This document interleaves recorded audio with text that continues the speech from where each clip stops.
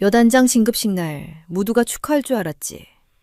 그런데 화면에 뜬 건 막말, 협박, 증거 조작, 풀 영상. 순간 대령 꿈꾸던 중령이 연병장 한가운데서 수갑 찼다. 707 출신 여단장. 참교육은 그날 시작이었다. 다음 이야기가 궁금하시다면 지금 바로 채널 구독해주세요. 이 영상을 어디서 보고 계신가요? 무료로 할 수 있는 소중한 응원, 더 좋은 이야기로 보답하겠습니다. 전현 저거 척 봐도 맹탕인 게 아주 다루기 쉽겠어. 탁한 담배 연기를 공중으로 길게 흩뿌리며 최석훈 중령이 빈정거렸다. 그의 눈빛은 연병장 건너 막 위병소를 지나쳐 본관으로 진입하는 검은색 세단을 향해 집중되어 있었다. 강원도 철원의 칼바람은 뼈를 깎는 듯 매서웠지만 최석훈의 두터운 야상 점퍼안은 야욕과 자만으로 후끈했다. 곁에 서 있던 정보 과장이 슬쩍 눈치를 보며 담배를 건넸다. 그래도 특전사 출신이라지 않습니까? 소문으론 악발이라던데 긴장해야 하는 거 아닙니까? 최석훈은 비웃음을 쳤다. 바닥에 침을 찍 뱉어내고는 군화발로 문질렀다. 야, 정보과장 오버 떨지 마라. 계집이 별 단계 제 능력이겠냐? 요즘 위에서 뭐 PC 주인이 뭐니 하면서 구색 맞춘다고 억지로 진급시킨 거지. 특전사 거기서도 뭐 홍보나 하다가 왔겠지. 야전에서 기던 놈들하고는 눈빛부터가 달라. 최석훈은 자신의 전투복 상의를 탁탁 쳤다. 가슴에 달린 약장들이 짤그랑 소리를 냈다. 그는 이번 보직 변경만을 고대해 왔다. 이번 지휘관만 잘 요리해 먹으면 대령 진급은 떼어놓은 당상이었다. 하지만 재수없게 새로 온다는 지휘관이 여자. 그것도 자기보다 나이가 적은 최연소 장군이라니. 처음에는 자존심에 금이 갔지만 곧 마음을 달리 먹었다. 차라리 잘된 거다.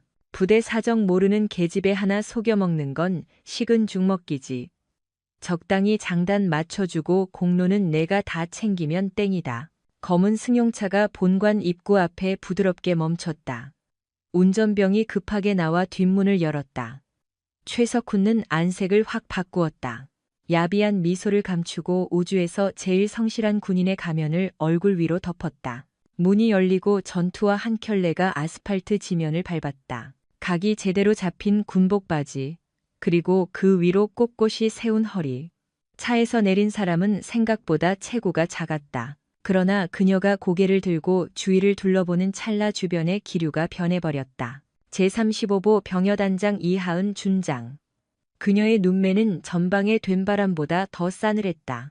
감정이 메마른 듯한 냉막한 얼굴. 그녀는 천천히 아주 천천히 최석훈이 서 있는 쪽을 향해 고개를 돌렸다. 최석훈은 찰나 등골이 오싹해지는 것을 느꼈지만 금세 착각이라 여기며 큰 목소리로 외쳤다.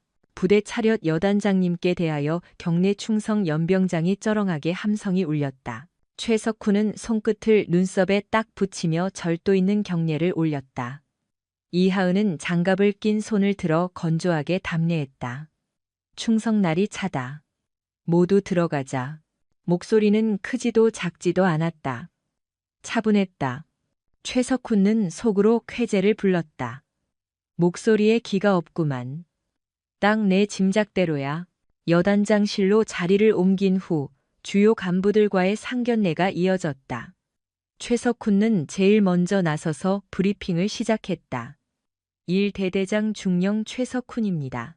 현재 저희 대대는 전군 최강의 전투 준비 태세를 갖추고 있으며 작전 수행 능력 평가에서도 매번 최상위권을 기록하고 있습니다. 여단장님께서는 신경 쓰지 마시고 큰 그림만 그리시면 됩니다. 세부적인 현장 지휘는 제가 완벽하게 보좌하겠습니다. 그는 은근슬쩍 능력을 어필하며 이하은의 눈치를 살폈다. 이하은은 찻잔을 들어 입술을 적시며 최석훈이 건넨 보고서를 훑었다. 종이를 넘기는 소리만이 적막한 공간을 채웠다. 서류상으로는 훌륭하군. 감사합니다.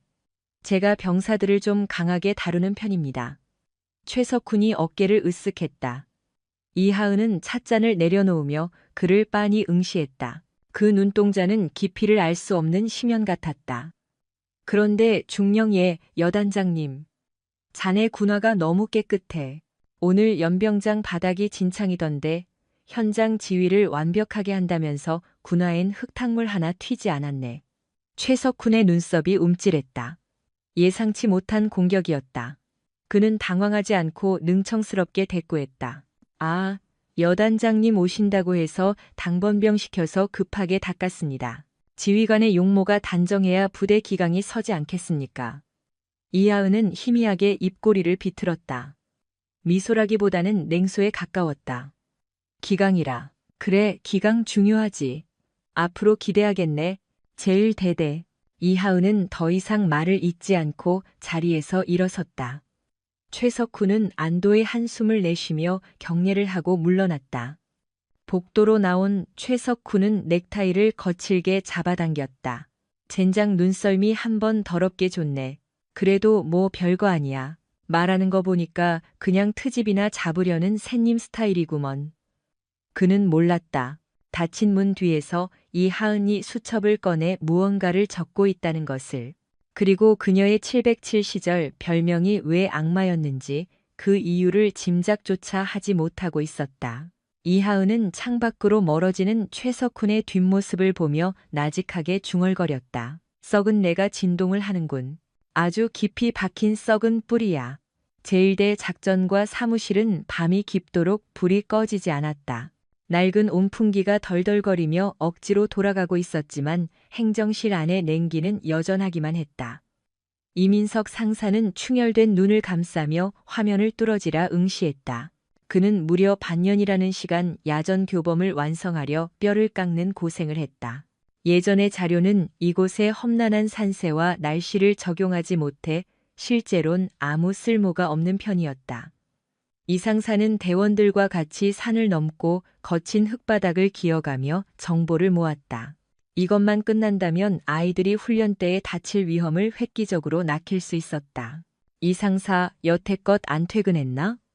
갑자기 문이 쾅 하고 열리니 최석훈 중령이 나타났다. 알코올 향이 풍겼다. 이 상사는 기겁을 하고 자리에서 튀었다. 충성 대대장님, 현재 막바지 작업 중입니다. 금주 내로는 마무리될 것 같습니다. 최석훈은 휘청대며 이 상사의 곁으로 걸어왔었다. 모니터 화면을 쳐다보는 그의 눈엔 욕심만이 가득 차 있었다. 오, 이거 대박인데. 정리가 완전 잘 돼. 진짜 이 상사네. 우리 부대의 자랑거리라니까. 별 말씀을 다 하십니다. 애들이 덜 다치게 만들기 위해선 이 정도는 해야죠. 좋아. 좋아. 부하들을 아끼는 태도 무척 갸륵해. 하지만 말이야. 이 상사. 최석훈이 이 상사의 어깨를 팔로 감았다. 차갑고 묘한 기운이 전해졌다. 이걸 보고할 때 말이다. 내 이름으로 올린다면 위에서 거들떠 보기나 하겠나. 부사관이 썼던 거라고 하면 대강 읽어보고 구석에 처박아 둘 게 뻔해. 이 상사는 불길한 느낌이 왔다. 그게 무슨 뜻으로 하신 겁니까? 즉 이것을 내 명의로 올리자는 뜻이야. 지휘관이 손수 연구해서 만든 전술 자료라고 하면 상부도 주목할 테고. 이러면 자네 성과도 자연스레 증명받지 않겠나? 내가 추후에 포상 휴가 넉넉하게 챙겨준다. 이 상사의 표정이 차가웠다. 이건 확실한 도둑질이다. 6달 동안 흘린 땀을 휴가 며칠과 퉁치라는 소리와 마찬가지였다. 대대장님 죄송하지만 이건 제 군 생활의 모든 경험을 쏟은 겁니다. 제 이름으로 인정받고 싶습니다. 최석훈의 안면에서 미소들이 확 지워졌다. 그는 이 상사의 어깨를 잡고 있던 손을 꽉 움켜쥐었다. 이 상사 상황 파악 안 되나? 내가 지금 사정하는 거로 보여? 자네 장기 심사 점수 누가 매겨주는지 잊었나? 게다가 자네 아내 관사 배정 문제 때문에 머리 아프다지. 내가 딱 한마디면 끝날 일인데 굳이 힘들게 가야겠어? 협박이었다. 정말 야비하고 더러운 협박. 이 상사는 주먹을 꽉 쥐었다. 바들바들 떨리는 손을 허벅지에다 대었다. 가장으로서 그리고 군인으로서 지켜야 할 자긍심과 현실 사이에서 고뇌가 폭풍같이 휘몰아쳤다. 끝내 이 상사는 고개를 숙여냈다. 알겠습니다. 대대장님 맘대로 하십시오. 하하, 그래 역시 이 상사는 말이 통하는구만. 파일 USB에 옮겨서 내 책상 위에 올려두고 퇴근해. 최석훈은 콧노래를 부르면서 사무실을 나갔다. 이상사는 빈 사무실에 혼자 남겨졌다. 모니터 불빛에 비친 그의 얼굴 위로 뜨거운 눈물 한 방울이 흘러내렸다. 일주일 후 사단 전체 회의에서 최석훈 중령은 창의적 전투 발전 유공 표창을 받았다. 그는 단상에 올라 뻔뻔한 낯으로 소감을 말했다. 이 모든 영광은 밤낮 없이 저를 믿고 따라준 부하들에게 바칩니다. 특히 제가 현장에서 직접 땀을 흘려 완성한 이 자료가 우리 군의 미래에 도움이 될 수 있다면 더 바랄 게 없습니다. 맨 뒷줄에 앉아있던 이상사는 고개를 들 수 없었다. 박수가 터져나온 그 순간이 그에게는 지옥과도 같았다. 그리고 그 악몽은 거기서 끝나지 않았다. 한 달 후 혹한기 훈련이 한창이던 어느 새벽이었다. 최석훈은 자신의 무리한 욕심으로 병사들을 사지로 몰아넣었다. 전술 교범대로라면 돌아가야 할 길이었지만 그는 시간을 단축해 상부에 잘 보이고 싶어 했다. 그냥 밀어붙여. 늦으면 너들이 책임질 거야. 무전기를 통해 최석훈의 고함이 터져나왔다. 얼어붙은 빙판길 위로 군용 트럭이 아슬하게 진입했다. 그리고 굉음과 함께 트럭이 미끄러지며 계곡 밑으로 떨어졌다. 현장은 아수라장이 되었다. 사망자는 없었지만 운전병이었던 강일병의 다리가 으스러지는 중상을 입었다. 소식을 들은 최석훈이 현장에 도착했을 때 그는 병사의 상태를 살피는 대신 주변을 둘러보며 소리쳤다. 야, 입 단속시켜. 이거 밖으로 새 나가면 우리 대대 전원 영창 갈 줄 알아. 최석훈은 들것에 실려가는 강일병에게 다가갔다. 고통에 신음하는 병사의 멱살을 잡듯 얼굴을 들이밀었다. 강일병, 잘 들어. 넌 졸음운전을 한 거야. 알겠어. 내가 시켜서 이 길로 온 게 아니라 네가 졸다가 핸들 꺾은 거라고. 그렇게 진술하면 치료비랑 의가사 제대도 내가 책임져 줄게. 만약 딴소리하면 너군 생활 내내 지옥을 맛보게 해준다. 내 부모님한테도 내 실수로 동료들 다 죽일 뻔했다고 전할 거고. 강일병은 공포에 질려 고개를 끄덕일 수밖에 없었다. 최석훈은 만족스러운 듯 일어섰다. 인사과장 서류를 고쳐 정비 불량으로 인한 단순 고장. 부대 표창 날아가면 안 되니까 가벼운 차량 파손으로 덮어. 모든 게 최석훈 뜻대로 흘러가는 듯했다. 허나 침묵 속에 지켜보는 귀가 있었다. 그때의 이하은 여단장은 통보 없이 대대 상황 실안을 순찰하다가 때마침 통신 내용을 엿듣고 있었다. 지지직거리는 수화기 너머로 들려오던 일단 밟고 가라는 최석훈의 목소리. 이어서 들려온 충돌 보고와 조작 명령.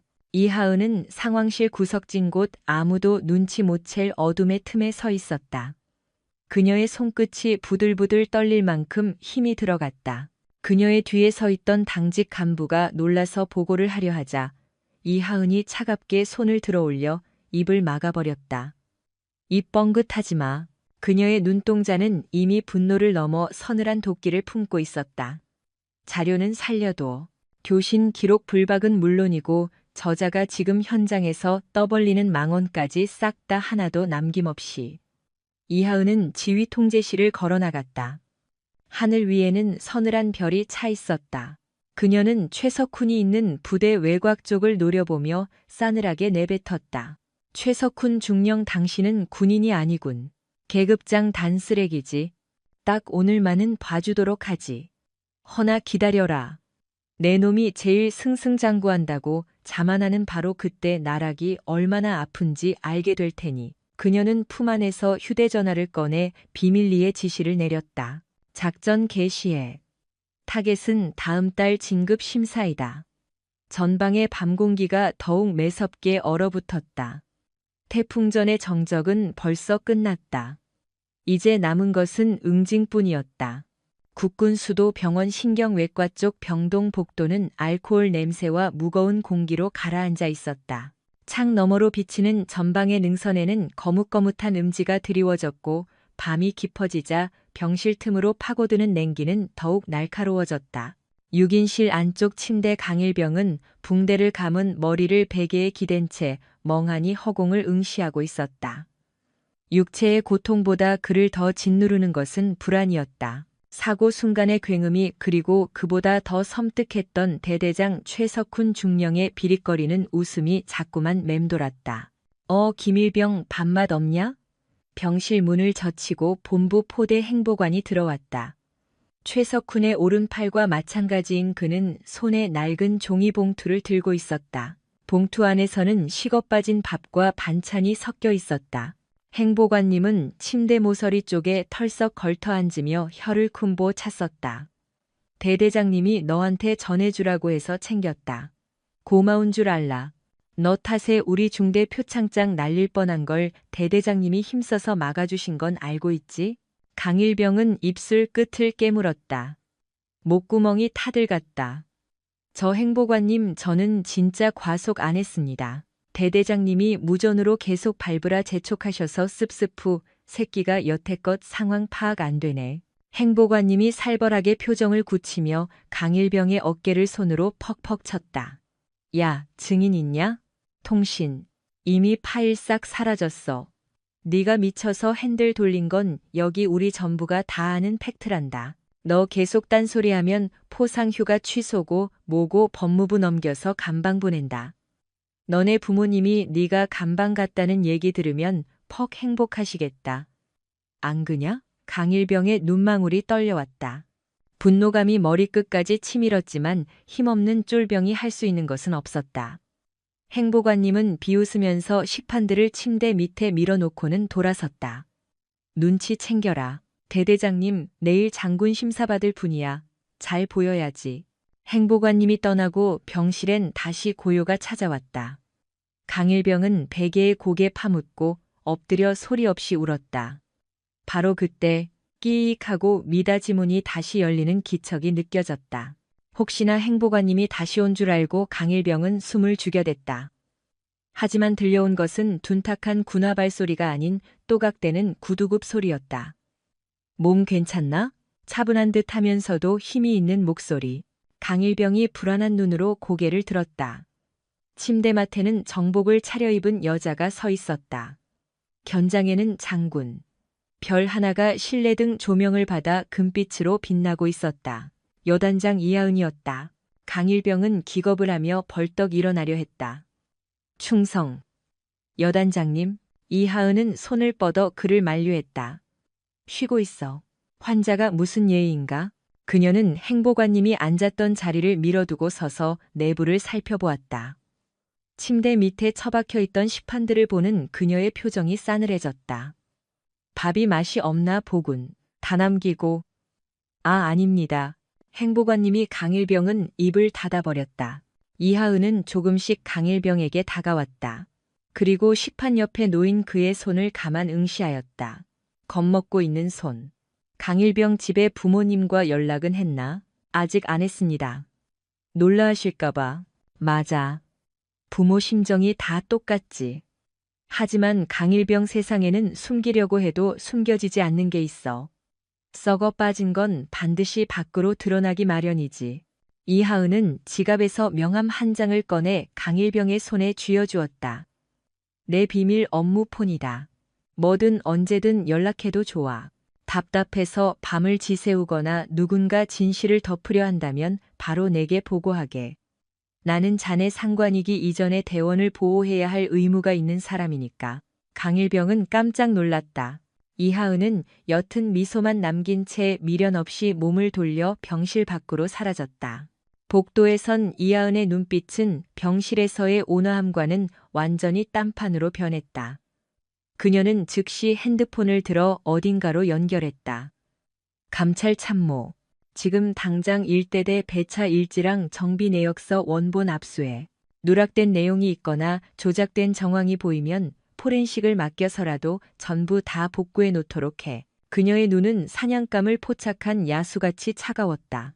반면 1대대장실은 파티 분위기였다. 최석훈 중령은 이하은의 행보를 전혀 짐작조차 못한 채 이민석 상사가 작성한 작전 지침서로 사단장 상장을 받은 사실에 심취해 있었다. 하하. 과연 이민석 상사야.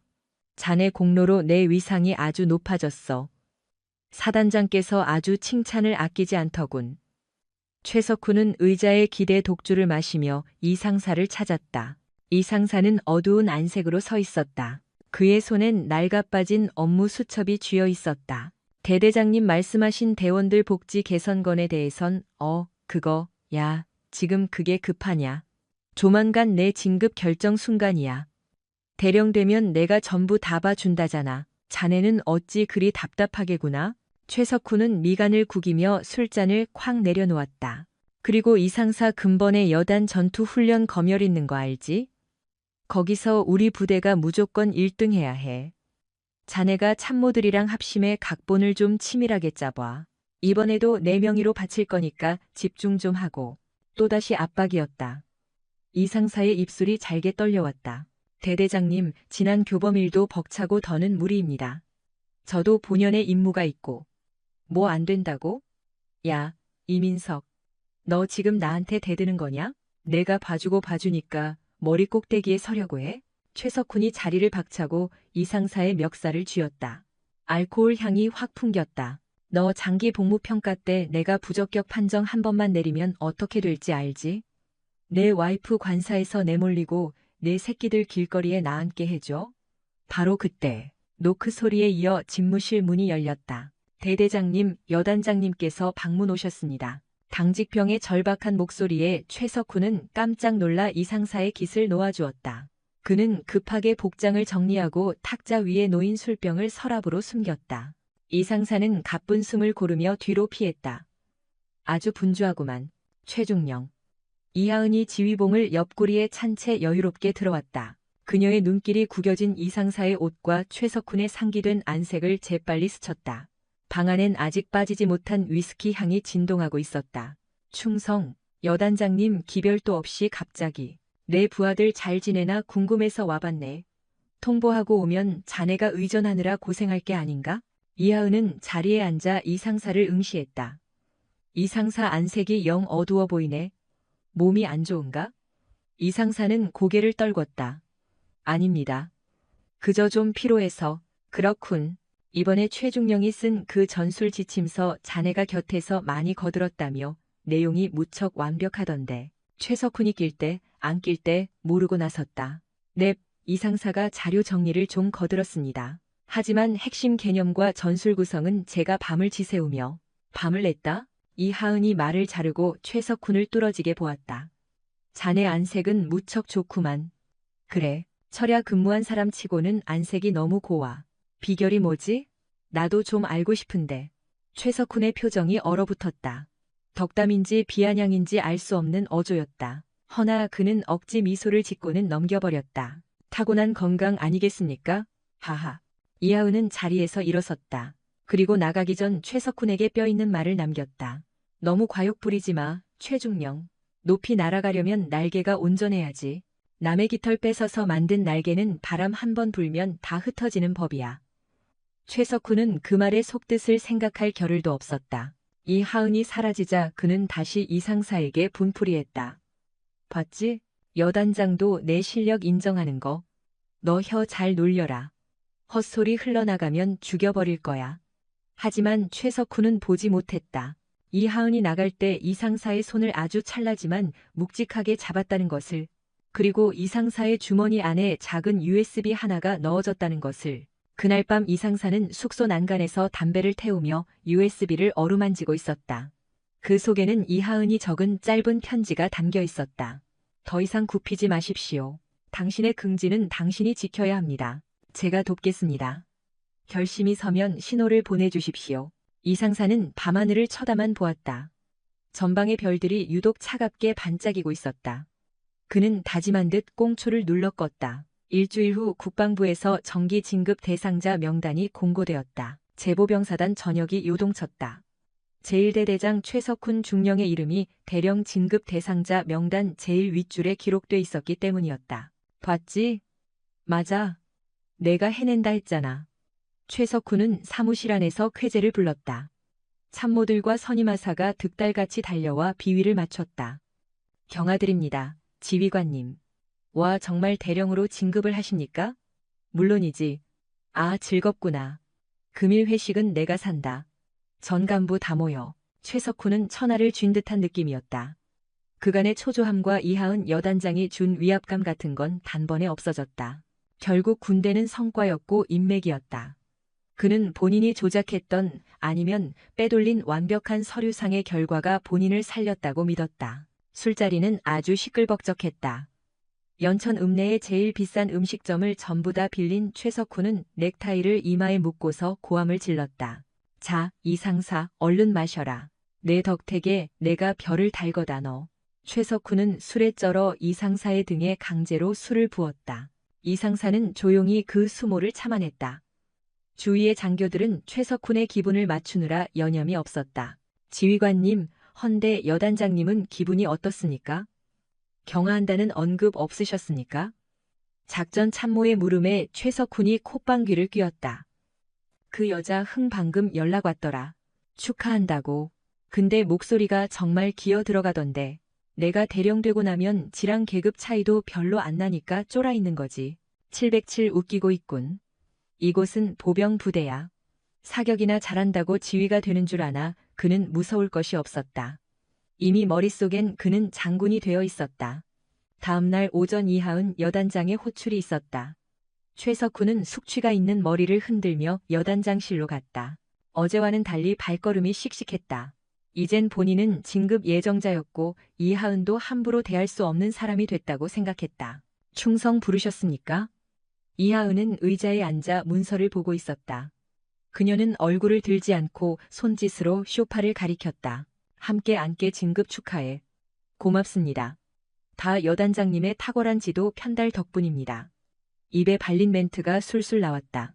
이하은은 이제야 얼굴을 들었다. 그녀의 표정은 평소와 다름없이 침착했지만 눈가에는 알 수 없는 살기가 흘렀다. 자네가 우리 여단의 보배구만. 사단장님께서도 자네 칭찬을 많이 하시더군. 전술 교범부터 무사고 기록까지 나무랄 데가 없다고 과찬이십니다. 저는 그저 군인으로서 해야 할 일을 했을 뿐입니다. 그래서 말인데 최중령 이번 진급 신고식은 좀 색다르게 하고 싶네. 자네가 우리 부대에서 배출한 첫 대령 진급자 아닌가? 사단 전체가 모이는 연병장에서 화려하게 치러주고 싶어. 최석훈의 귀가 솔깃했다.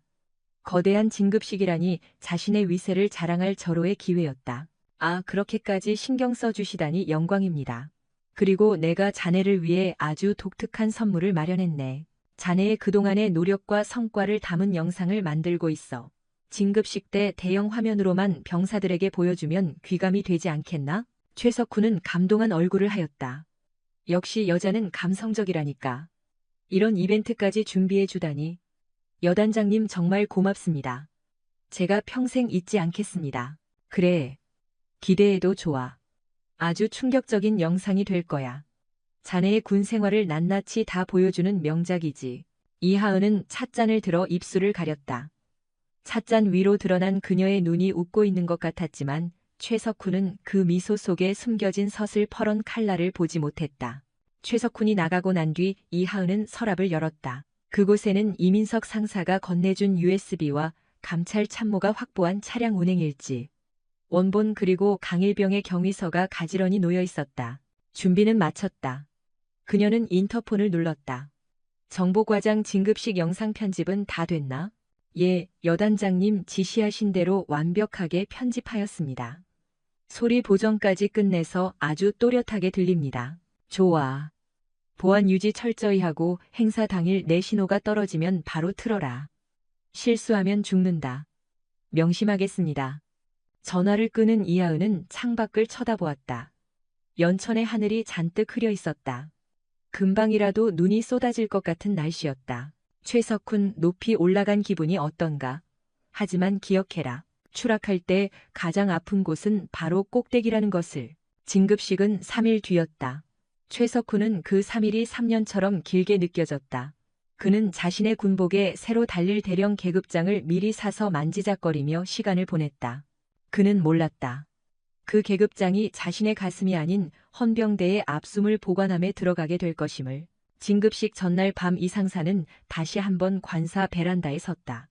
그의 휴대폰에는 이하은 여단장의 짧은 메시지가 도착해 있었다. 내일이다. 정복 입고 단상 아래 대기하도록 이상사는 떨리는 손으로 답장을 보냈다. 알겠습니다. 믿겠습니다. 여단장님, 바람이 강해졌다. 내일은 눈보라가 몰아칠 것이라는 일기예보가 있었다. 하지만 이상사는 춥지 않았다. 길고 길었던 겨울이 끝나고 드디어 봄이 오는 소리가 들리는 듯 했기 때문이다. 부대원 모두가 다가올 진급식을 손꼽아 기다리고 있었으나 그 영광의 주인이 뒤바뀔 거란 진실을 아는 이는 단 3명뿐이었다. 이하은, 이민석, 또 병실에 있는 강일병. 최석훈이 공들인 탑은 이미 폭풍에 무너질 운명이었다. 이제 남은 것은 거센 폭풍이 몰아칠 찰나뿐이었다. 행사 당일 새벽 전방에는 일기예보처럼 엄청난 눈이 내리기 시작했다. 하늘이 뚫린 것처럼 퍼붓는 한방눈이 온 세상을 백색으로 칠했으나 일대대장 최석훈 중령의 기분만은 그 무엇보다 맑고 개운했다. 그는 숙소의 전신 거울을 보며 정복 옷매무새를 만졌다. 주름 하나 없는 제복과 화려한 약장들, 가슴에 부착된 표창들이 실내등 조명을 받아 찬란하게 반짝였다. 그는 거울 안에 제 모습을 보며 흡족한 듯씩 웃음을 흘렸다. 좋아, 최석훈 수고 많았다. 결국은 이 자리에 섰구나. 그는 몰래 챙겨뒀던 대령 계급장을 집어 손바닥 위에 살며시 얹었다. 묵직한 중압감이 전해졌다. 이 계급장을 달려고 얼마나 독한 술을 삼키고 비굴하게 아첨을 했던가.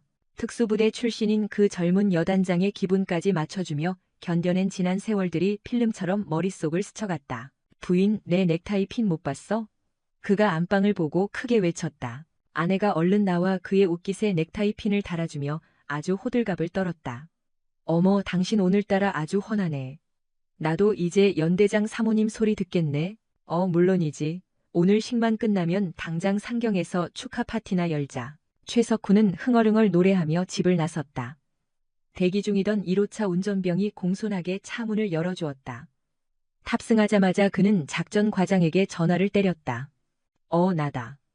행사장 세팅은 잘하고 있나? 네. 대대장님, 눈이 꽤 많이 내려 병력을 투입해 제설 작업 중입니다. 연병장 단상 쪽은 매우 깨끗하게 치워놨습니다. 좋아. 야, 병사들 좀 춥더라도 빡세게 굴려. 오늘 사단장님도 오실 수도 있다는데 미끄러지면 큰일 나잖아. 군기가 빠져가지고 눈 하나 제대로 못 치우면 안 되지. 창밖으로 눈을 치우는 병사들의 모습이 보였다. 살을 베는 추위 속에 언손을 호호 불어가며 넋가래질을 하는 병사들의 고충은 최석훈의 눈에 들어오지 않았다. 걔들은 단지 자신의 완벽한 무대를 꾸미기 위한 부속품일 뿐이었다. 부대의 당도하니 연병장은 벌써 행사장 준비로 바빴다. 거대한 스크린이 세워졌고 단상에는 붉은 카펫이 깔려 있었다. 최석훈은 그 붉은 카펫을 보며 전율을 느꼈다. 흡사 자신을 위한 레드 카펫 같았다. 그때 저 멀리서 이하은 여단장의 지휘 차량이 들어왔다. 최석훈은 모든 행동을 멈추고 급히 차에서 내려 달려갔다. 단결, 여단장님 안녕하십니까? 차에서 내린 이하은은 두툼한 방한 파카를 입고 있었다. 모자에 달린 털에 눈송이가 내려앉아 있었다. 그녀는 최석훈을 훑어보았다. 최중령, 오늘 날씨가 파스인데 기분은 좋아 보이는군. 하하, 눈이 내리는 게 꼭 하늘에서 축복을 내려주는 것 같습니다. 서설이라고 하지 않습니까?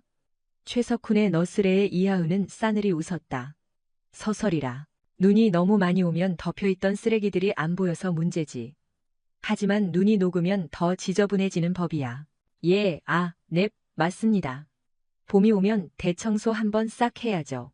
최석훈은 그녀의 속뜻을 전혀 알아채지 못했다. 이하은은 시선을 돌려 제설 작업을 하고 있는 병사들을 쳐다보았다. 그녀의 눈빛이 잠시 흔들렸다. 병사들 고생이 많네. 행사 끝나면 따뜻한 국밥이라도 특식으로 먹일 수 있게 준비해. 넵, 물론입니다. 제가 삽이라도 털어서 먹이겠습니다. 이하은은 고개를 끄덕이고는 지휘 통제실 쪽으로 걸음을 옮겼다. 그녀의 뒤를 따르는 참모들의 표정이 묘하게 굳어 있었다. 최석훈은 그 분위기를 감지하지 못하고 작전과장의 옆구리를 찌르며 속삭였다. 야, 봤지? 여단장도 내 눈치 본다니까. 특식 챙기라는 게 나한테 잘 보이라는 소리야. 한편 행사장, 뒤편 대기실. 이민석 상사는 정복을 입고 앉아 있었다. 그의 손은 땀으로 흥건했다. 심장이 터질 듯이 뛰었다. 오늘이 지나면 자신의 군 생활은 끝장날 수도 있었다. 하지만 더 이상 비겁하게 살 수는 없었다. 그는 주머니 속에 휴대폰을 꺼내 가족의 사진을 보았다. 여보, 미안해. 하지만 부끄러운 아빠는 되기 싫어. 대기실 문이 열리고 깁스를 한 강일병이 목발을 짚고 들어왔다. 병원에서 특별 외출 허가를 받고 나온 것이었다.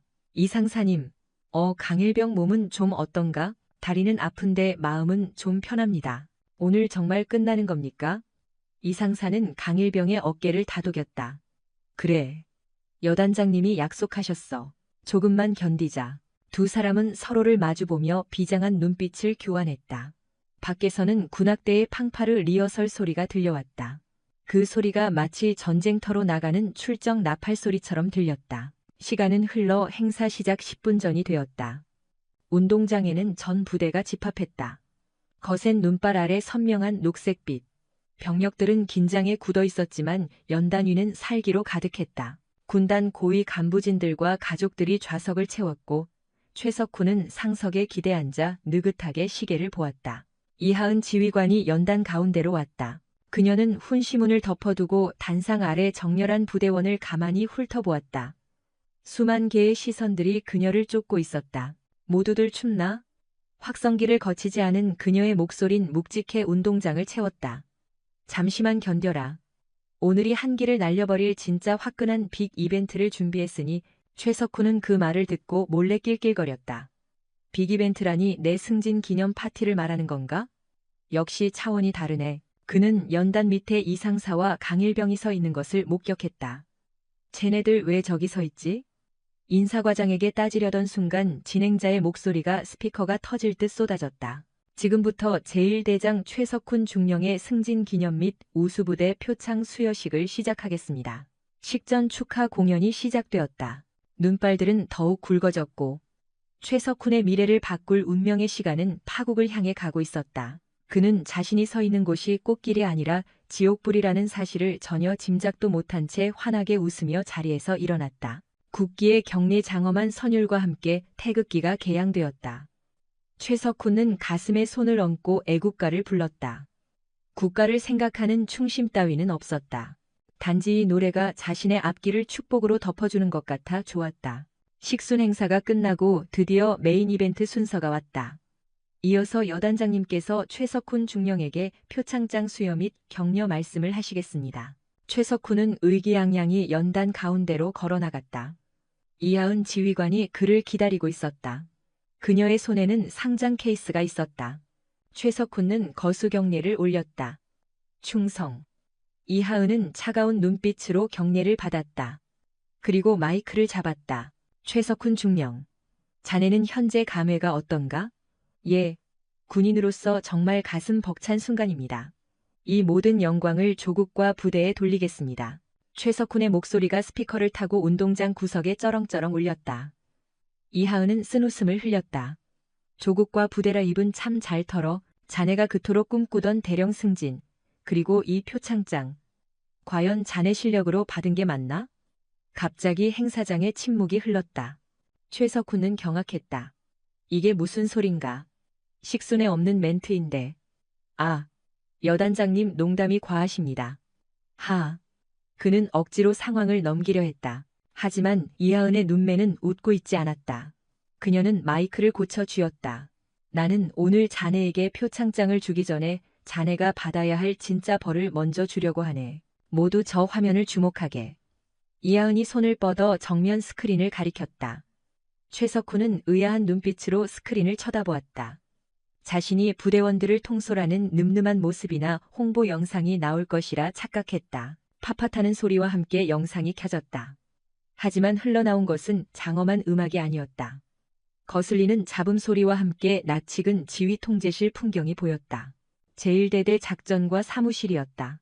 화면 안에서 최석훈이 술에 쩔어 이상사의 멱살을 잡고 있었다. 너 장기 진급 심사 때 내가 부적격 판정 하나만 쓰면 어떻게 되는지 알지? 네 마누라 관사에서 쫓겨나고 네 자식들 길바닥에 나 앉게 해줄까?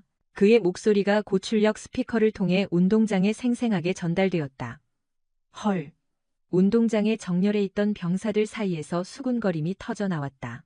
귀빈석에 앉아있던 군단 관계자들도 자리에서 깜짝 일어났다. 최석훈의 얼굴이 흑빛이 되었다. 아니, 이게 뭐야? 꺼, 당장 안 꺼?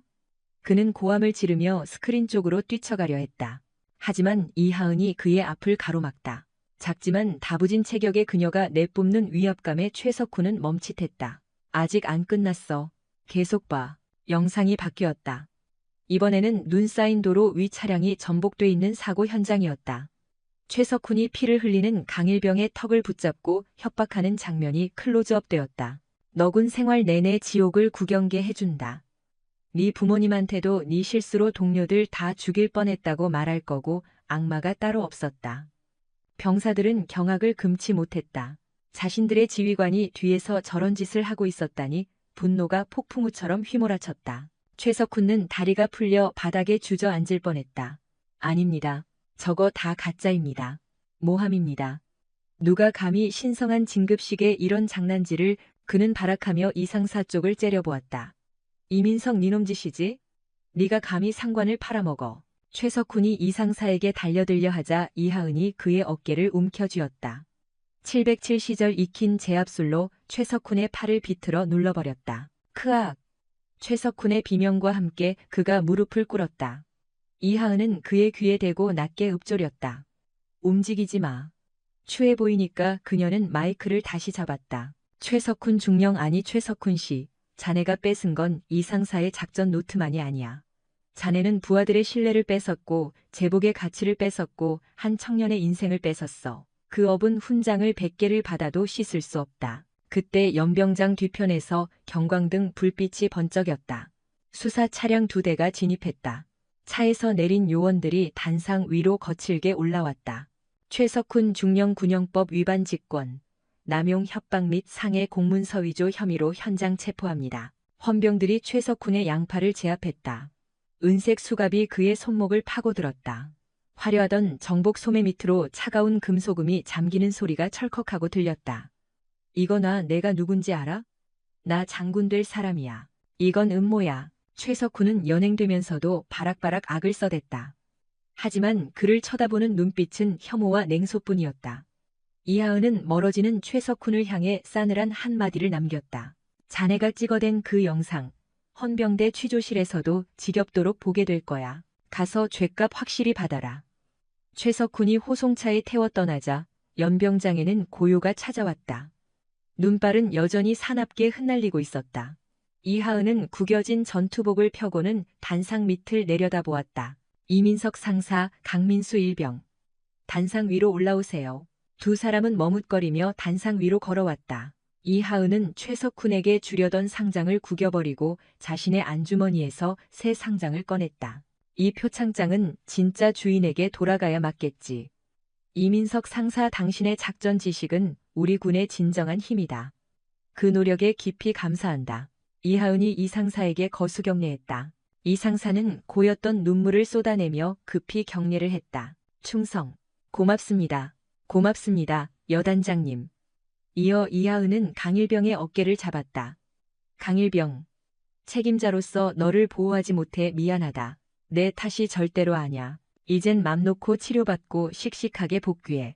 연병장에 서 있던 수천 명의 부하들이 누가 먼저랄 것도 없이 박수를 치기 시작했다.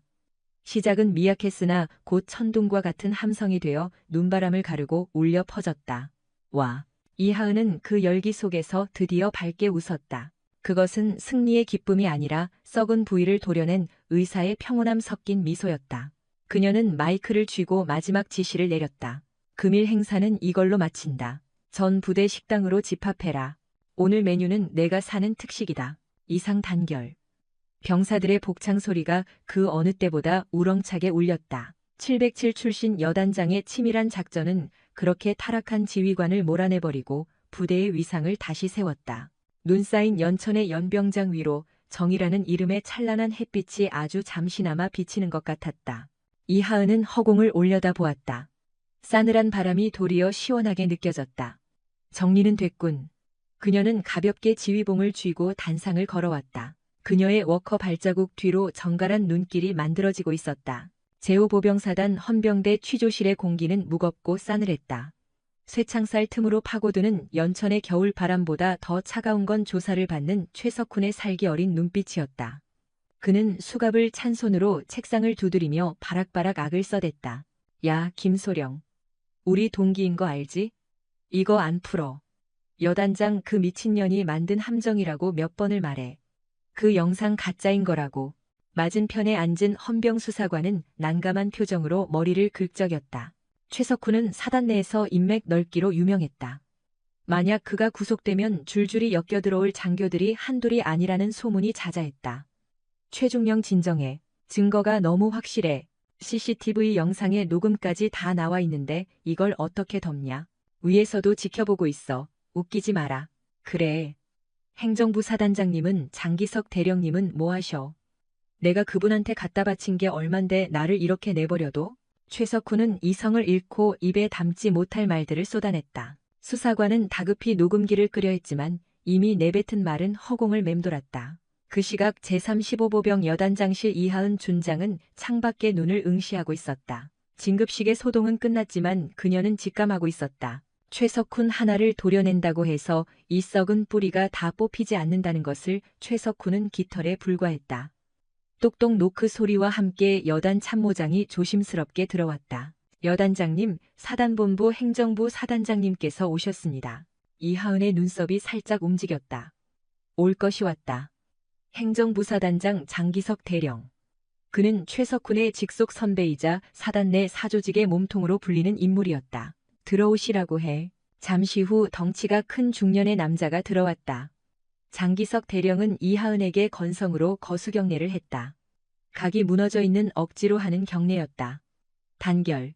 이하은은 의자에 앉은 채로 눈길만 주며 짧게 답했다. 앉게 장대령. 장기석의 인상이 구겨졌다. 자기보다 나이도 훨씬 어리고 군번도 늦은 여자에게 하대를 받는 것이 불쾌하다는 기색이 역력했다. 허나 상대는 장군이었고 본인은 대령이었다.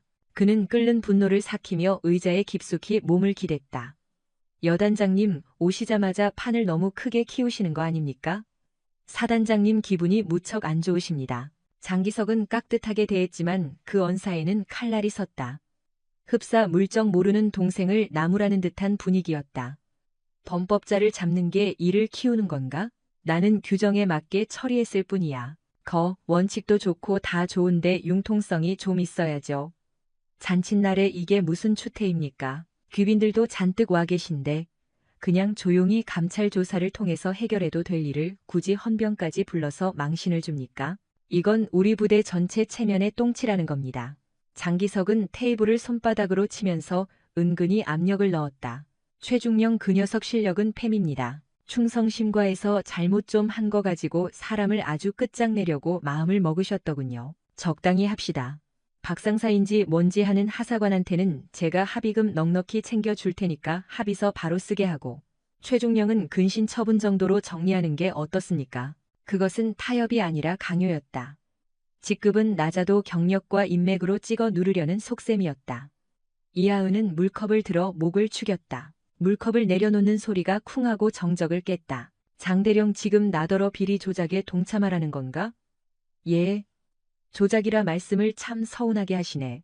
조직의 평화를 위해서 양보를 하자는 말입니다. 여단장님 앞길 구만인데 여기서 척을 지실 필요 없지 않습니까? 특전사 출신이라 작전은 잘 아실지 몰라도 이런 정치적인 부분이나 군대 돌아가는 이치는 아직 잘 모르시는 것 같은데. 장기석이 빈정대면서 이하은을 깔아뭉개듯 말했다. 이하은의 표정이 차갑게 굳었다. 군대가 무슨 장사판인가? 협상은 적과 하는 게 아니라 아군과 하는 거야. 병사의 피를 빨아먹고 자기 배 채우는 놈은 아군이 아니라 적이지. 내부의 적. 장기석의 안색이 불그락푸르락 변했다. 감히 새파랗게 젊은 그것도 여자 주제의 대령인 자신에게 훈계를 하다니. 자존심이 구겨졌지만 계급이 깡패라 면전에 욕을 할 수는 없었다. 참, 대화가 영 안 통하시네. 좋습니다. 어디 맘대로들 해보시죠. 하지만 최중령이 이별면 여단장님도 안전하지 못할 겁니다. 그 녀석이 여단장님 부대 판공비 유용 의혹 같은 거 뭐 하나라도 불면 여단장님도 옷 벗으셔야 할 텐데. 털어서 먼지 안 나는 사람 어디 있겠습니까? 장기석은 협박을 하고 자리에서 일어났다. 충성. 그는 들리지도 않을 만큼 작게 중얼대고 방을 나갔다. 문이 쾅 닫히는 소리가 지휘관실을 울렸다. 이하은은 주먹을 꽉 쥐었다. 짐작대로였다. 놈들은 최석훈을 빼내기 위해 이하은까지 물어뜯으려 할 것이다. 하지만 이하은은 겁먹지 않았다. 오히려 기다렸다는 듯 서랍 깊숙한 곳에서 낡은 USB 하나를 꺼냈다. 그날 밤 박상사의 숙소에 불청객이 들이닥쳤다. 최석훈의 부하였던 일대대 장교들이었다. 그들은 술 냄새를 풍기며 박상사의 현관문을 걷어찼다. 박상사, 문 좀 열어봐. 우리끼리 대화 좀 나누자고. 박상사는 두려움에 떨며 문을 잠그고 있었다. 밖에서는 쾅쾅거리는 소리와 함께 고성이 들려왔다. 야, 이 배은망덕한 놈아. 대대장님 덕분에 진급도 하고 꿀 빨고 다 해놓고 이제 와서 통수를 쳐. 너 군대 생활 무사히 할 것 같아? 방 안에는 박상사의 모친과 어린 딸이 떨고 있었다. 박상사는 입을 막았다. 최석훈은 잡혀갔지만 그의 수하들은 여전히 남아서 그를 압박하고 있었다. 그때 박상사의 핸드폰이 울렸다. 발신자는 여단장님이었다. 박상사 지금 문 밖이지? 걱정하지 마. 문 열지 말고 조용히 있어. 여단장님 놈들이 내가 해결한다. 1분만 참아라. 통화가 종료되고 곧이어 밖에서 날카로운 호각 소리와 함께 경찰차 소리가 들렸다. 여단 헌병대다. 현 시간부로 당신들을 주거 침입 및 협박 혐의로 체포한다. 뭐야? 이거 안 나? 누군지 알고 이래? 왁자지껄한 소리가 잠시 이어지더니 금세 조용해졌다. 박상사가 조심스럽게 현관문 외시경을 보자 헌병들이 행패를 부리던 장교들을 제압하여 끌고 가는 모습이 보였다. 그리고 그 뒤에 이하은이 서 있었다. 그녀는 인터폰 카메라를 보며 고개를 끄덕여 주었다. 괜찮다는 신호였다. 박상사는 그 자리에 주저앉아 기쁨의 눈물을 흘렸다. 이하은은 잡혀가는 그자들을 보며 차갑게 중얼거렸다. 썩은 부위를 도려내니 바닥에서 바퀴벌레가 기어나오네. 좋아. 다 잡자. 그녀는 스마트폰을 꺼내 어디론가 톡을 보냈다. 2단계 작전 시작. 타깃은 행정부사단장 강동원. 최석훈이 믿고 있던 동아줄 그 줄을 태워버릴 차례였다. 이하은은 밤하늘을 올려다보았다. 눈은 멈췄지만 어둠은 더욱 깊어져 있었다. 그러나 그녀는 알고 있었다. 어둠이 깊을수록 별은 더 맑게 빛난다는 것을. 그녀의 어깨에 박힌 별 하나가 유난히 서늘하게 빛나고 있었다. 다음 날 사단 전체의 경보가 울렸다. 제1대대장 최석훈 중령의 비리 및 청탁 의혹 혐의에 관한 전면적인 조사가 진행되었기 때문이다. 이하은의 건의로 중앙수사단 검열관이 긴급 파견됐다. 사단 전체가 공포에 휩싸였다. 장기석 대령은 불안감을 못 이겨 집무실 안을 계속 배회하였다. 최석훈이 도대체 뭘 불었는지 짐작이 안 갔다. 그는 다급한 마음으로 최석훈을 만나길 요청했다. 입을 다물게 만들어야 했다. 수사과 접견실 투명창을 가운데 두고 장기석과 최석훈이 대면하였다. 최석훈은 며칠 만에 폭삭 늙어버린 몰골이었다. 대령님, 제발 절 살려주십시오. 명령한 대로 전부 하지 않았습니까? 장기석은 주변을 살피는 척하며 톤을 낮게 했다. 닥치게나 이 사람아. 현재 검열단 들이닥쳐 비상 걸렸어. 자네, 난 언급조차 안 했겠지? 내 통장에 입금한 돈은 잠시 빌린 거라 진술했겠지. 최석훈의 동공이 떨려왔다. 그는 따랐던 상사가 자기를 빼내 죽이는커녕 도마뱀 꼬리 자르듯 버리려는 걸 눈치챘다. 지금 무슨 소리를 합니까? 저더러 독박 쓰고 가란 겁니까? 나만 죽진 않습니다. 대령님이 승진 청탁 비용 급하다라 해서 제가 가용 예산을 횡령해서 바친 내역 장부에 싹 기록해뒀습니다. 뭐 장부, 야 이 정신병자야, 그걸 왜 안 없애? 장기석의 안색이 흑빛이 되었다. 절 안 빼내주신다면 그 장부 수사단에 뿌릴 겁니다. 제 목이 날아가면 대령님도 끝장입니다. 두 사람의 언쟁은 거칠었다. 상대를 향한 증오와 배신감만 남았다. 그러나 둘은 꿈에도 몰랐다. 접견실 모퉁이에 부착된 초소형 도청기가 둘의 밀담을 단어 하나 안 놓치고 채증하고 있다는 진실을. 현 시각 이하은은 감사단장과 독대하고 있었다. 탁자 위에는 최석훈이 은닉해놨던 비자금 장부의 복사본이 있었다. 실은 이하은이 미리 최석훈의 숙소를 불시 검문해서 위 증거를 압수해둔 후였다. 장기석이 면회를 오게 꼬드긴 것은 두 녀석의 입으로 비리 혐의를 자백하게 이끌기 위한 작전이었다. 장기석 대령과 최석훈 중령 이놈들의 공모관계는 저 장부와 금방 채록한 파일로 확실하게 입증이 끝났습니다. 이하은의 말에 검열 단장은 감탄을 표하였다. 존경스럽 여단장님. 도대체 이런 덫까지 언제 다 설계하셨습니까? 사기꾼은 꼬리를 흘리고 다니니까요. 게다가 상대를 의심해대는 그 배신이 제일 센 증거가 되죠. 이하은은 의자에서 일어섰다. 이젠 종지부를 찍을 타이밍이다. 금일 오후 부대 연병장에 또다시 경보음이 울렸다. 요번에는 예하 대대급이 아닌 사단 본청 건물이 타깃이었다. 헌병 수사관들이 진입하여 장기석 대령의 집무실을